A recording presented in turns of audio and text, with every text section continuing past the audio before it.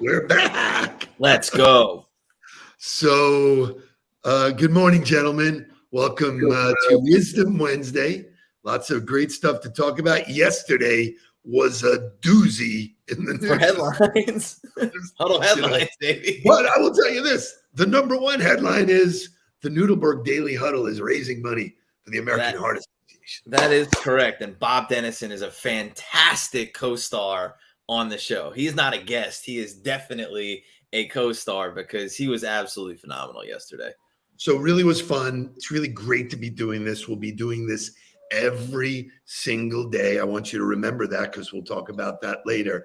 Every single day, daily habit of paying attention, being grateful, and giving to a cause that can help. Shay, show me the prizes. The prizes. There's the prizes. So not only do you get to help a great cause, help some great folks who are heading this up, you get this river cruise, you get a full week cruise in the Western Caribbean, or you get this Quorum Watch. And I will tell you this, on Friday, we have another surprise gift prize, if you will. Our man, Eddie Dykes, is just the greatest. He goes, I was away, I was unaware. I'm putting in $5,000 and I'm giving something which I will show you on Friday. So, it just gets better. So thank you for those who already contributed. Make sure that you let us know which one you win, but we'll be keeping tallies. So far, everybody has done it correctly. And if you go to the page, you can see how it's happening. The donations are there with the name, with a hyphen, and whatever it is that they're looking to be a part of. But it's $50.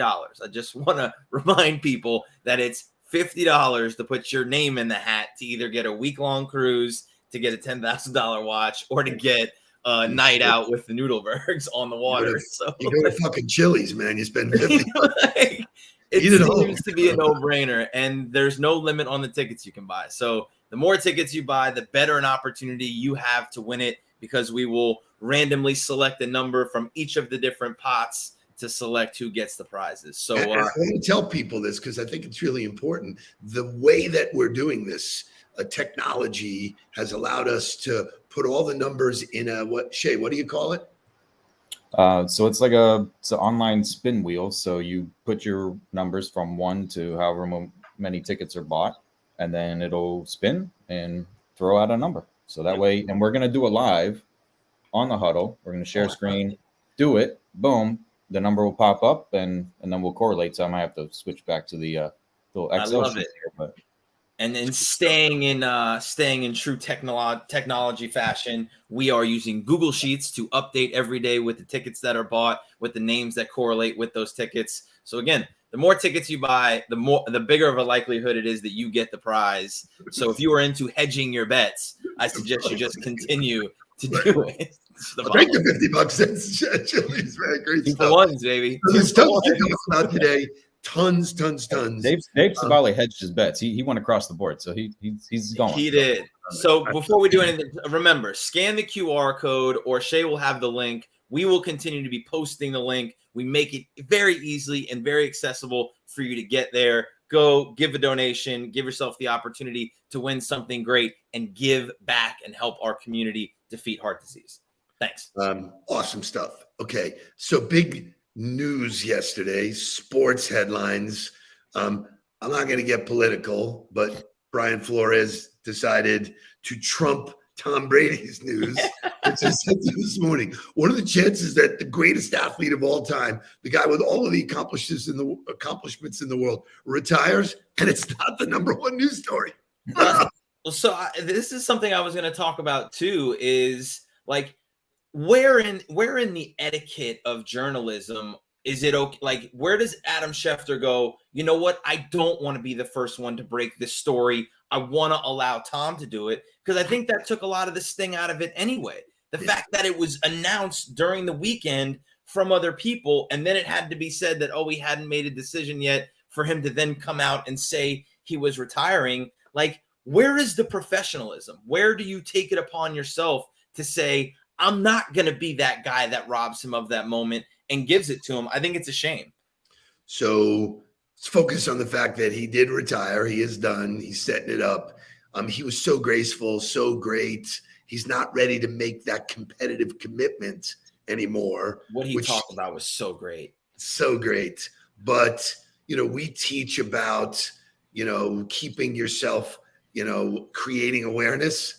Tom Brady, Shay, show me Tom Brady. Show me his preparation, maybe. Preparation for the no, show me his LinkedIn page.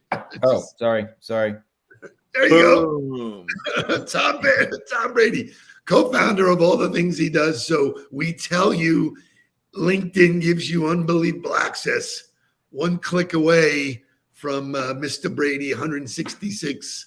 Guy's got 31,000 followers, but only 150 connections. How do I get into that connection group is what I want to know. So, God, when you look at the results for, the guy, 7 Super Bowl championships, 5 MVP awards, 15 Pro Bowl.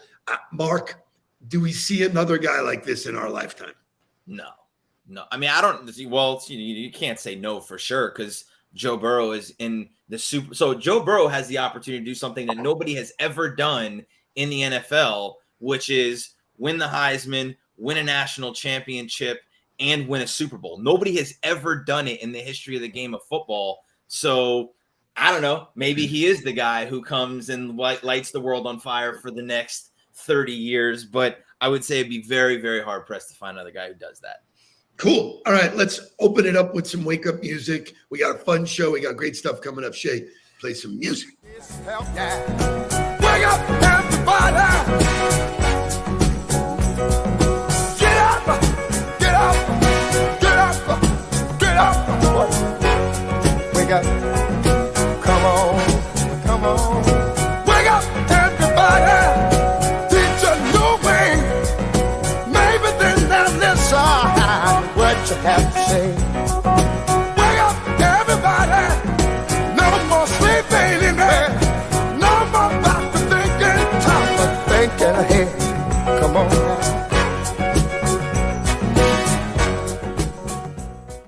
All right. So I love the nation that we've built. Huddle Nation really works. People are really into it, whether they're live on the show or not. Shay, show me Mike Bear coming to us from Sarasota.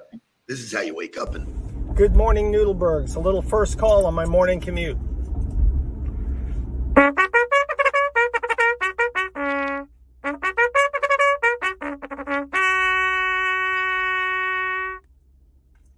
Wake up, everybody. How about them apples? So I love it. Can we talk about the safety of driving, videoing, and playing the trumpet all at the same time? Wait a minute. How about if you're the guy driving next to him? And this guy's got a fucking bullhorn going. But fantastic execution. Sounds fan. I think we have to find a way to work that into the show consistently. I was just going to say, does that earn a right into the show? Right at the end of our intro, we should have the plan. Let's go, baby. The show is going to become nothing but video strung together. We're actually never going to be on the show anymore. No content. But here's what today is. Today is February 2nd, and February 2nd is always Groundhog's Day.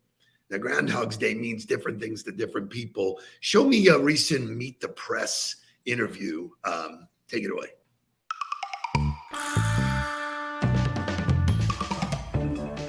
Okay, campers, rise and shine, and don't forget your booties, because it's cold out there today. Well, as you may have guessed, tonight I'm obsessed with Groundhog Day. More specifically, I'm obsessed with how Groundhog Day, the day, has been completely redefined by Groundhog Day, the movie. Think about it. When someone says the words Groundhog Day, they're rarely talking about the actual Groundhog Day, February 2nd, when Punxsutawney Phil comes out of his hibernation to tell us if it's an early spring or 6 more weeks of winter. No, these days, when someone says the words Groundhog Day, they're talking about the idea of reliving something over and over and over again, like Bill Murray does in the film. Believe it or not, that meaning is now part of the dictionary definition of Groundhog Day. Why is that? Why doesn't Groundhog Day, the tradition, hold up on its own? Here's one possible explanation. This is one time where television really fails to capture the true excitement of a large squirrel predicting the weather. So, the large squirrel today said, 6 more weeks of winter, baby. Great. So does that mean we're getting another cold snap down here? That's what the people up north want to hear today when they're getting blasted again with that snow and craziness. So I don't know about you, but groundhogs, whenever somebody says Groundhog's Day, I think of the movie. It's an instant correlation. The fact that he lived the same day over and over, there's so many trivia facts and all kinds of stuff. Just crazy. So, Shay, show me some Bill Murray stuff. Yeah. For the first couple of days at least, Phil meets this man at the exact same spot every morning, which means Phil had to get out of bed, wash his face, and leave his door at the exact same time each day in order to meet him right there in the hallway. Even crazier, Phil is seen by Ned Ryerson at the exact same spot on the street for the first couple of days. Phil? Hey, Phil? Which also means Phil had to get out of bed, wash his face, leave his door, meet this man, have breakfast, and go down the street in the exact same time each morning in order to see Ned Ryerson there in that exact same spot. What are the chances? I'd say the chance of departure is 80%. Groundhog Day is considered a spiritual movie, and some religious leaders actually called it the most spiritual movie of our time. I'm a god. You're God. I'm a god. I'm not the god. I don't think. Because you survived a car wreck? This can be seen with Phil's realization that the only satisfaction in life comes when we stop focusing on ourselves to focus on others instead. It's nothing, ma'am. I had the tie around the jack. Just be comfortable, all right? Give me a minute. Buddhists see the themes of selflessness and rebirth as a reflection of their own beliefs and virtues. And Catholics see Phil caught in a state of purgatory, where the only way for Phil to get out is to undergo purification and achieve holiness.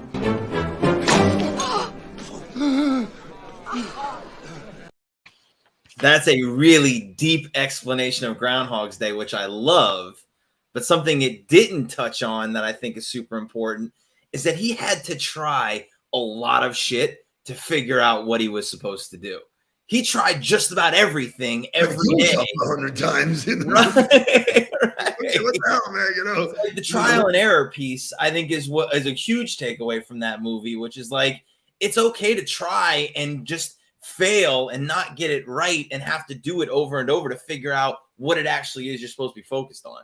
So he talks about focusing, stop focusing on yourself, start focusing your life on other people. And that's really why we're here. And that's where Buddhism and, Christianity and all of those religions come together that say, it is about giving, not about receiving. So great stuff. We are going to get more winter, but it does talk to daily habits. What's wrong with getting up, brushing your teeth, walking out the door, doing the same thing every day? So we're going to have a talk about habits. It's what is the focus, the focal point of all successful people. But first, I got a really cool motivational music song today that talks about bad habits.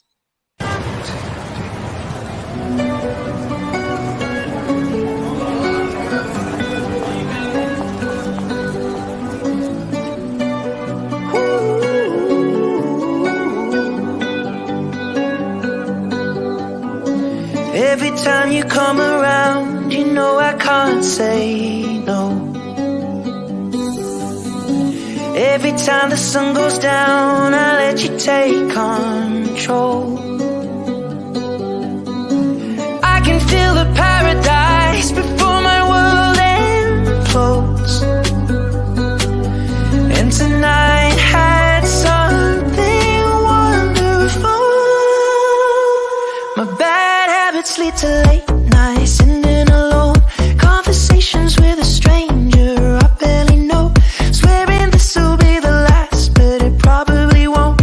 I got nothing left to lose or use, or do my bad habits lead to white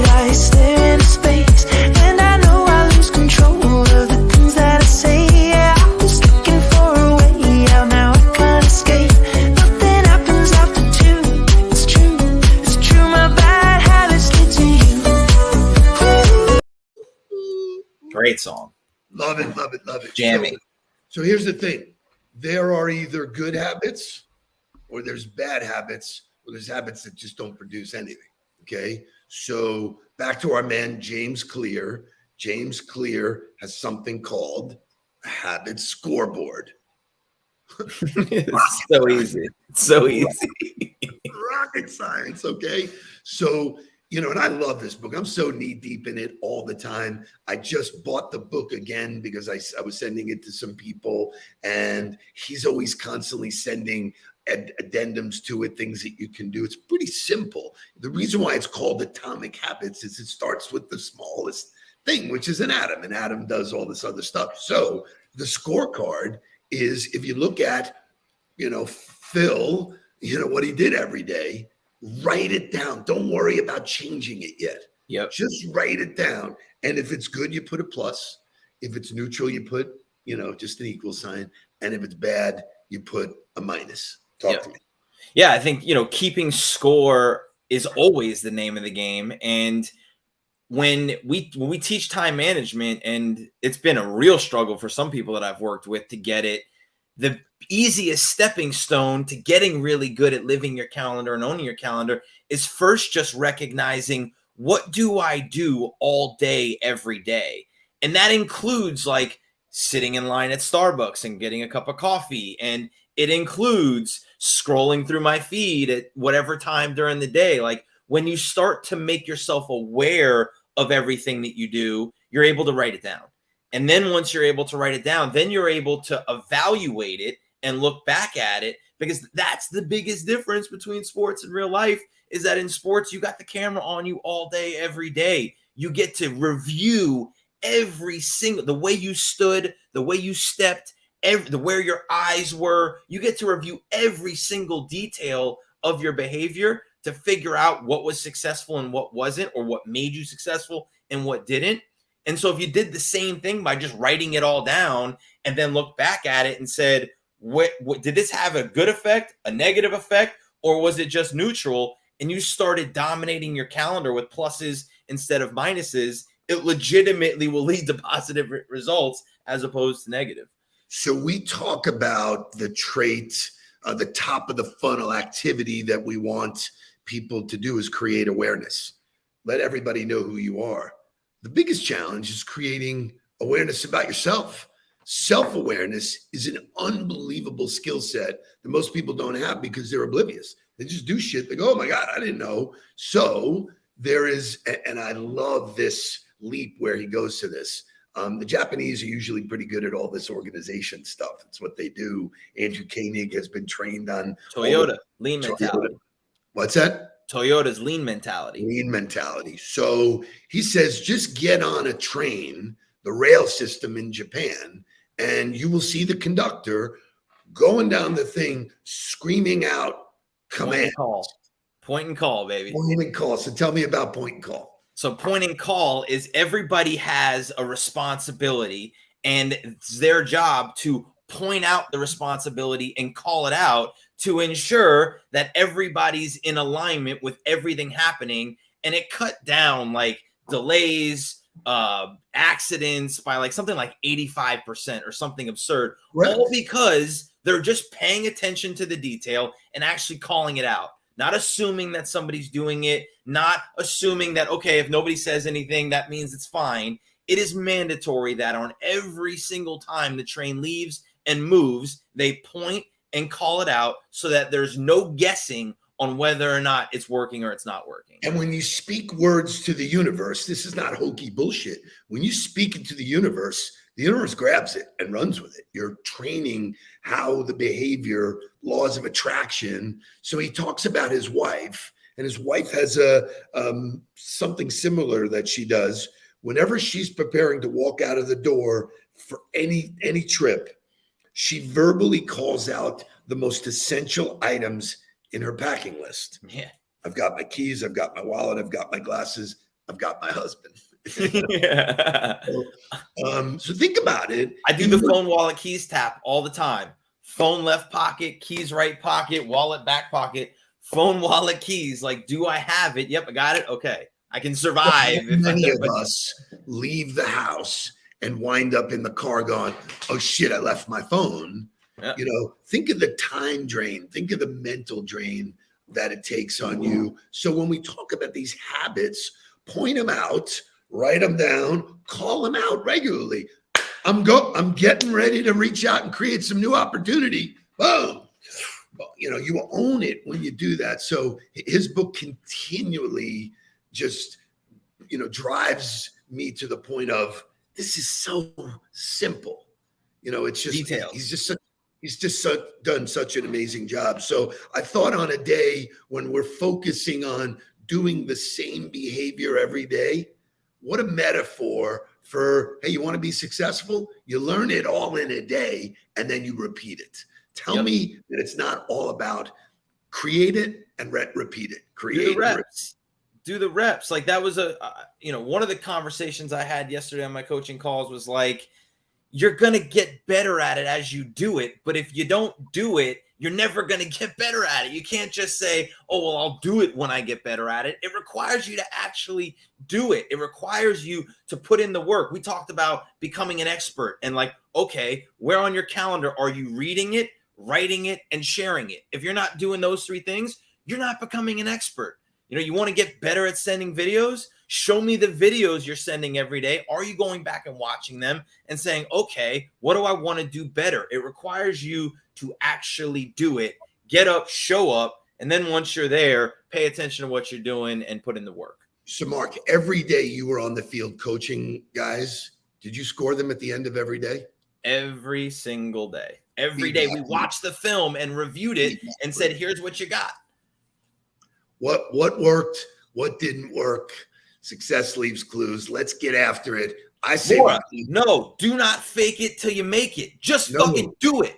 Just do it. Whatever it is. It may suck. It may suck in the beginning. Just keep doing it because you'll get better. Don't act like you're an expert. Just do what you need to do to become the expert. It's a typical Georgia fan.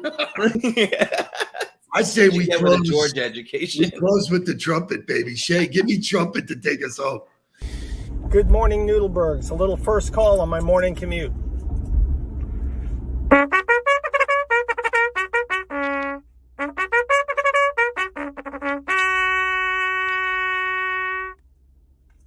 Wake up, everybody. Let's go.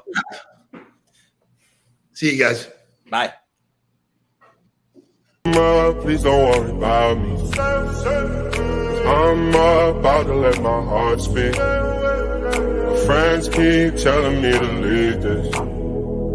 So let's get down to business. Let's get down to business.